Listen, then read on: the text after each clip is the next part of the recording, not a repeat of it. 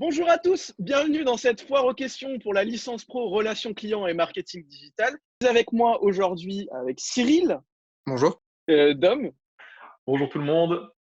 et bien évidemment la chef du département Relations clients et marketing digital, Madame Valente. Bonjour.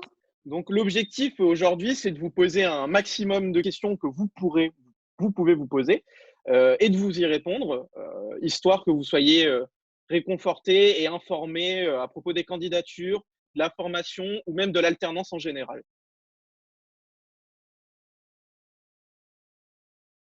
La première question, ça va être quelles sont les études requises pour intégrer la licence?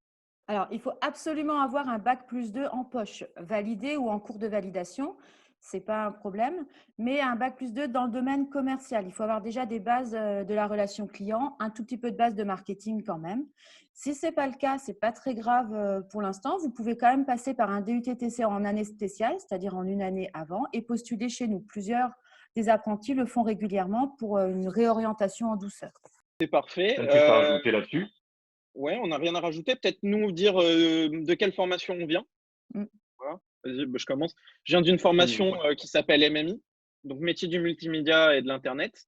Donc, c'est moins axé sur le marketing de base, même si j'ai quand même eu des cours de marketing, mais c'est plus dans la création. Et toi, par exemple, Dom? Donc moi, par exemple, j'ai fait avant un DUT, un bac+2 en hygiène, sécurité et environnement, en alternance également. Et par la suite, j'ai déjà une licence professionnelle dans le domaine de la vente et de la technique de commercialisation. Et donc, je fais cette licence pour complémenter un petit peu cette formation. J'ai fait un DUT GEA, du coup à l'IUT de Metz. Et en deuxième année, j'avais choisi l'option marketing. Et donc, c'est pour ça que je me suis dirigé vers cette licence pour un peu améliorer mes compétences dans le marketing et plus particulièrement dans le digital. Alors, une petite précision, les 3 apprentis qui viennent de s'exprimer ont tous un DUT, mais vous pouvez très bien postuler avec un BTS. Oui, c'est bon à Ouais, savoir. oui. C'est Tant bon que à c'est savoir. bac+2, quoi. Voilà. Et forcément dans le domaine de la vente et de la commercialisation. C'est ça. Deuxième question qui va être très importante, c'est quels sont les principaux termes d'acceptation d'une candidature? C'est-à-dire, qu'est-ce qu'il faut qu'il y ait sur le CV, sur la lettre de motivation? Quelles sont les modalités? Alors, je pense que le plus important, c'est la motivation pour le digital et ou pour la relation client. Parce que même si on va tout vous apprendre pendant l'année, si dès le départ, vous n'avez pas orienté vos premières expériences professionnelles vers ces domaines-là, on se demande pourquoi vous postulez dans notre formation. Donc ça, c'est la première chose importante, d'où un premier conseil vraiment, vraiment à respecter. Ne négligez pas ni votre CV, ni votre lettre de motivation. Vous postulez dans le digital, ne faites pas un CV Word. Je pense que ça coule de source. Vous ne rédigez pas une lettre type que vous avez trouvée sur un site lambda sur Internet. Personnalisez-la, mettez-y votre cœur et votre parcours. Ensuite, le deuxième point, ça va être la qualité de votre parcours académique, forcément. Pour ceux qui viennent de BTS, vous devez joindre vos bulletins, par exemple, et sur les bulletins, il y a les remarques des enseignants, le retour de la classe, le positionnement par rapport à la classe. Et tout ça, ce sont des critères que je prends en compte. Chaque BTS et chaque DUT ayant des matières différentes, je m'attarde principalement sur les matières qui sont importantes pour une intégration réussie dans cette LP.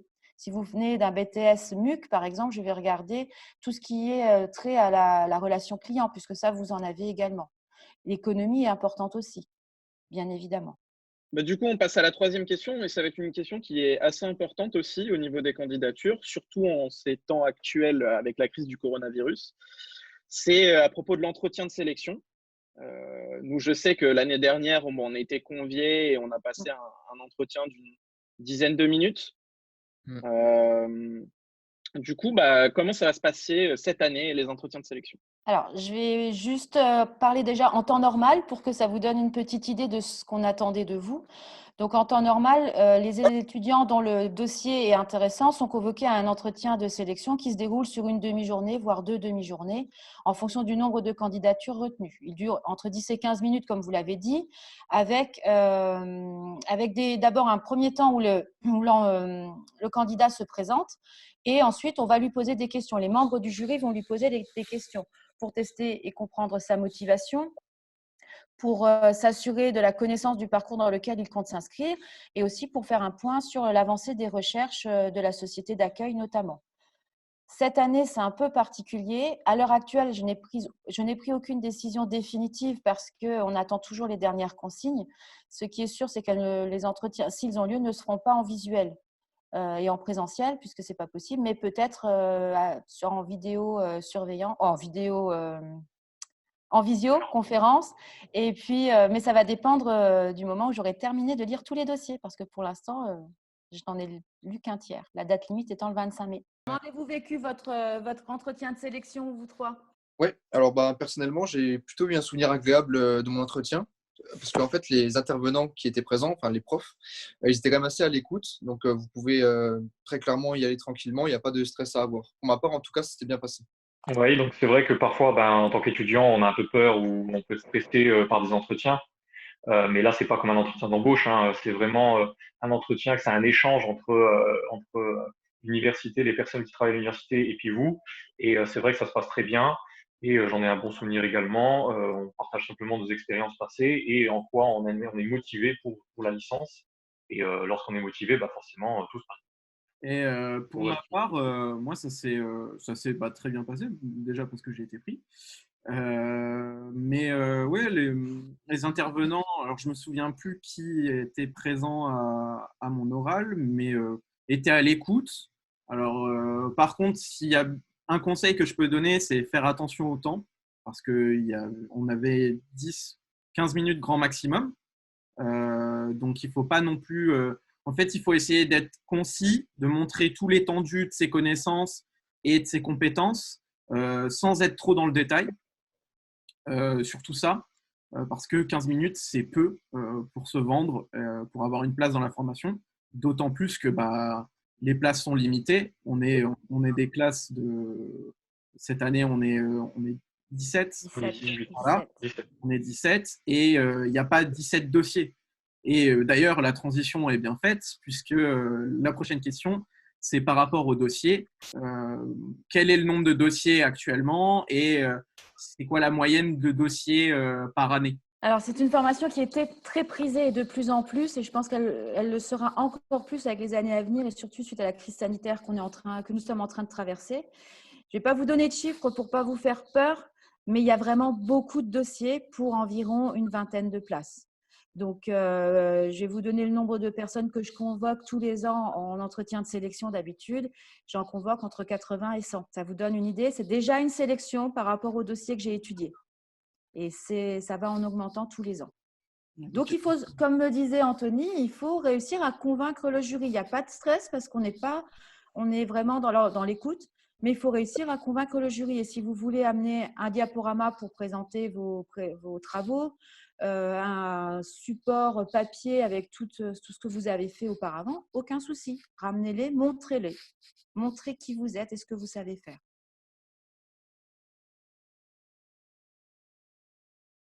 Alors du coup, maintenant, on va passer, si vous le voulez bien, à des questions un peu plus sur le thème de la formation en elle-même. Donc, globalement, quelles sont les matières enseignées au sein de la licence RCMD? Alors, il y a énormément de matières puisque c'est une licence qui est très complète. Mais ces matières se regroupent autour de 5 pôles d'enseignement qu'on appelle des unités d'enseignement. Donc, il y a la communication digitale, le marketing digital au service du e-commerce, l'informatique au service du e-commerce. Mais attention, on ne fait pas de vous des informaticiens, on vous apprend à comprendre le fonctionnement de la création et des règles de sécurité des sites web, par exemple, pour que vous puissiez le mettre en pratique. Un groupe d'enseignement sur la planification, parce que dans marketing direct, par exemple, il faut savoir planifier. Et communication commerciale, également un UE. Tout ça, c'est pour la partie académique. Il y a aussi une partie professionnelle qui est centrée autour d'un projet d'action commerciale et un projet de mission commerciale. Alors maintenant, on va passer à une question dont je pense pas mal d'entre vous se la posent. Y a-t-il des vacances scolaires du coup dans cette licence en alternance? Alors, il n'y a pas de vacances scolaires quand on est apprenti. Quand on est apprenti, on est salarié avant tout aussi dans son entreprise. Donc, par exemple, les vacances de la Toussaint, pour vous, ça n'existe plus. Vous venez en cours, les locaux sont ouverts et vous êtes accueillis. Par contre, vous avez droit à des jours de congé au sein de votre entreprise que vous pouvez poser en accord avec votre entreprise et pas du tout sur les jours de formation. Je pense que c'est important de le préciser. On a 5 semaines de congé comme n'importe quel employé embauché dans une entreprise. Donc maintenant, on va passer à la question suivante. Quelles sont les modalités du coup pour obtenir ce diplôme? Est-ce qu'il y a des dossiers à réaliser pour l'obtenir? Alors, il y a plusieurs critères pour valider le diplôme. Dans un premier temps, on va regarder les notes obtenues dans la partie professionnelle, donc le projet tutoré, action commerciale et mission commerciale. Si cette partie-là doit obligatoirement obtenir au moins 10 sur 20 pour qu'on regarde la suite du dossier. Si dans la partie professionnelle, la moyenne obtenue n'est pas de 10 sur 20, le diplôme ne sera pas donné. Si la moyenne de la partie professionnelle est supérieure à 10 sur 20, on observe alors les notes de la partie académique.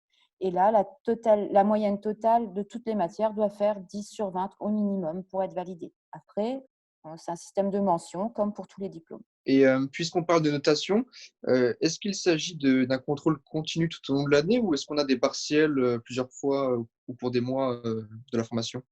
Alors, la licence professionnelle est évaluée en contrôle continu intégral, CCI, comme ça vous avez déjà les bons acronymes en tête, c'est-à-dire que vous avez au moins deux contrôles, deux évaluations par matière, d'accord? Pas pôle d'enseignement, mais par matière.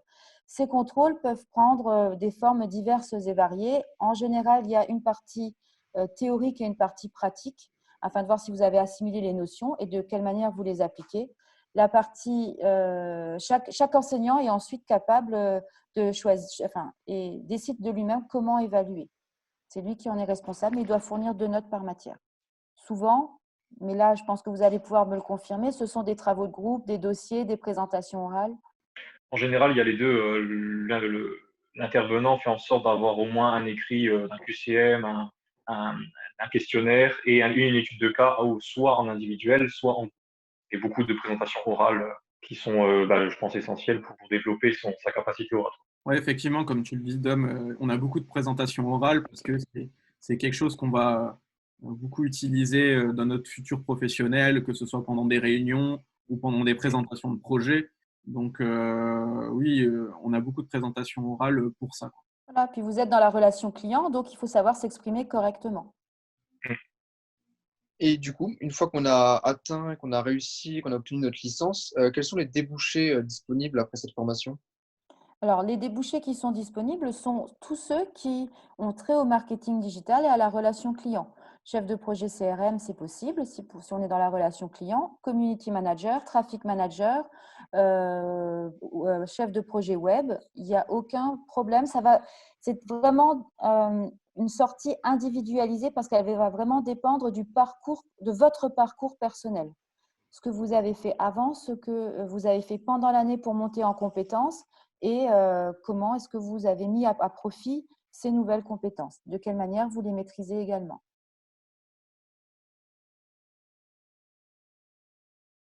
Donc, la première question, c'est quelles sont les modalités de l'alternance? Donc là, on peut parler par exemple du nombre de jours en entreprise, du contrat de travail et du salaire. Alors, les modalités de l'alternance, alors déjà, il y a la première chose à prendre en compte, c'est le type de contrat. Contrat d'apprentissage, contrat de professionnalisation et pour certains, contrat PIFI, par exemple, pris en charge par le Pôle emploi. On a souvent des personnes en reconversion professionnelle également qui peuvent intégrer cette formation. D'accord ? Le nombre de jours en entreprise, le rythme de la formation. Lundi, mardi, en règle générale, vous êtes au sein de l'IUT. Mercredi, jeudi, vendredi, vous êtes en société, à l'exception de certains temps forts dispensés tout au long de l'année. Par exemple, à la rentrée, vous avez 10 jours uniquement en formation pour qu'on vous donne les bases nécessaires à une bonne prise de fonction dans la société.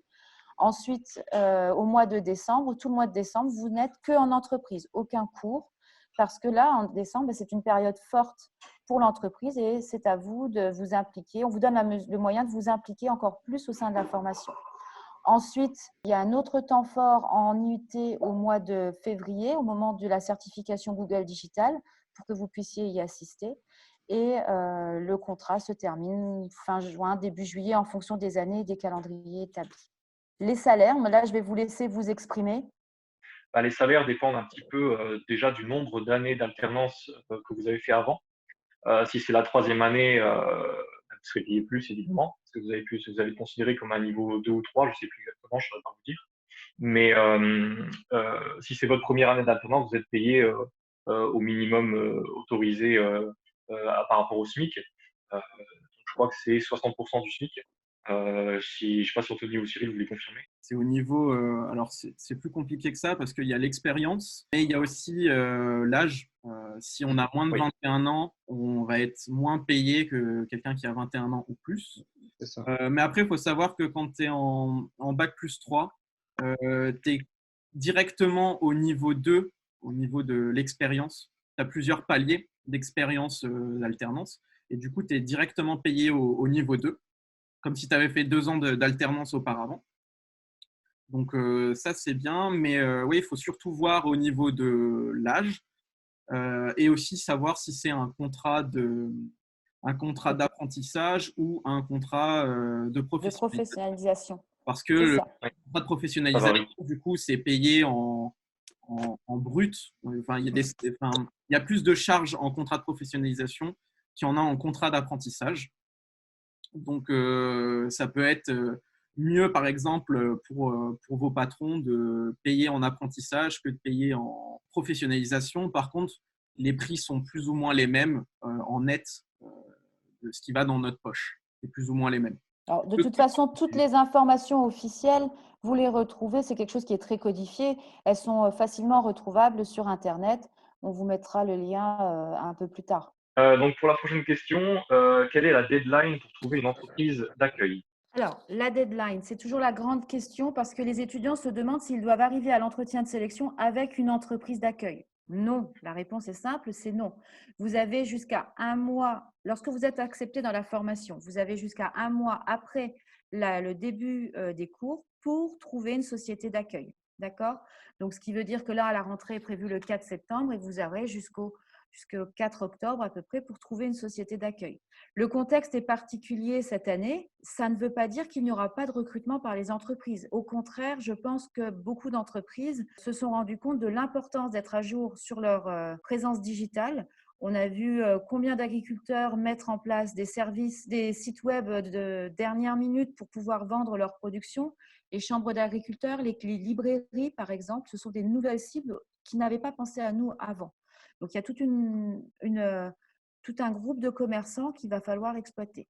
Mais vous avez jusque début octobre pour trouver votre date, pour signer votre contrat. Et si le 4 octobre, vous obtenez une réponse positive, mais que c'est ne signé que le 6, vous venez m'en parler et on en discute. C'est arrivé cette année, hein. Il y a des personnes dans notre promo actuellement qui ont eu une entreprise d'alternance dernière minute. Voilà, mais ça ne veut pas dire qu'il faut chercher il ne faut pas commencer à chercher en septembre. Il faut commencer maintenant, d'accord?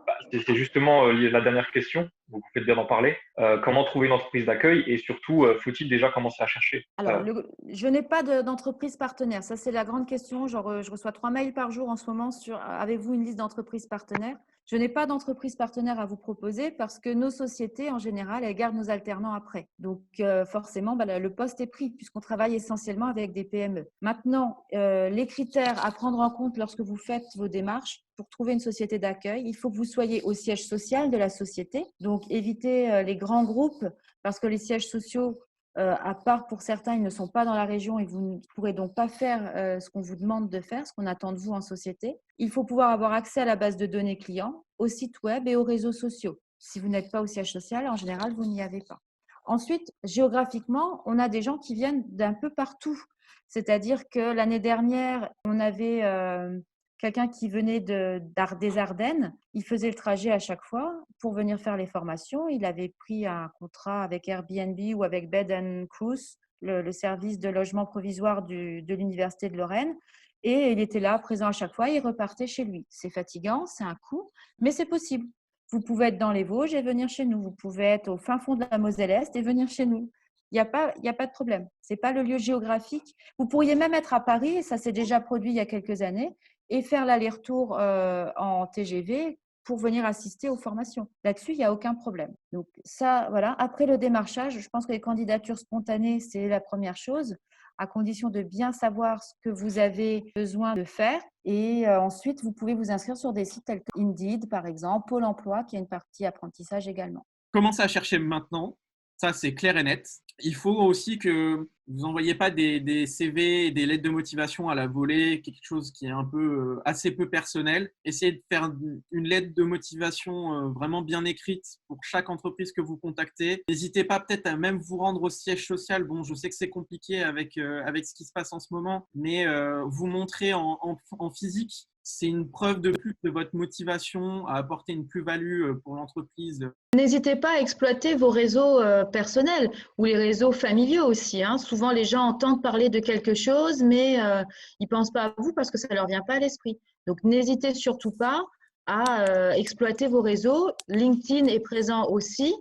Et avant de publier votre recherche d'alternance, parce qu'on en voit passer, personnellement, j'en vois passer énormément en ce moment, mais les réseaux des étudiants qui postulent ne sont pas à jour. Donc, mettez d'abord votre réseau à jour en contactant les enseignants que vous avez eus, les professionnels avec lesquels vous avez travaillé, et ensuite, partagez votre recherche d'alternance, histoire de maximiser et de rentabiliser votre publication, tout simplement. J'ai un bon conseil à vous donner, c'est de vraiment vous démarquer des autres et de directement aller au siège de l'entreprise si c'est possible. Ce sera clairement une plus-value pour vous. Exactement. Et faites bien attention, peu importe la personne avec laquelle vous vous entretenez quand vous arrivez, c'est la première image que vous donnerez pour l'entreprise. Donc, il faut rester professionnel il faut être professionnel dès le départ. Donc voilà, c'était la dernière question concernant l'alternance. Donc, j'espère qu'on a pu vous aider. On a essayé de faire des questions, les questions qu'on pensait être les plus pertinentes. Si vous avez d'autres questions, n'hésitez pas à en poser dans les commentaires. On se fera une joie d'y répondre, que ce soit sur les commentaires de notre chaîne YouTube ou sur nos réseaux sociaux tels que Facebook ou LinkedIn. Donc, n'hésitez pas à liker notre page, à vous abonner. Je vous remercie d'avoir répondu aux questions. Je vous remercie, Madame Valente, d'avoir pris un peu de son temps pour aider les futurs étudiants, peut-être. Que de futurs étudiants se cachent peut-être, regardent cette vidéo actuellement. Et merci à toi, Dom. Merci à toi, Cyril. Merci à vous. Je vous souhaite une bonne journée et bonne candidature. Au revoir. Salut. À bientôt dans vos dossiers.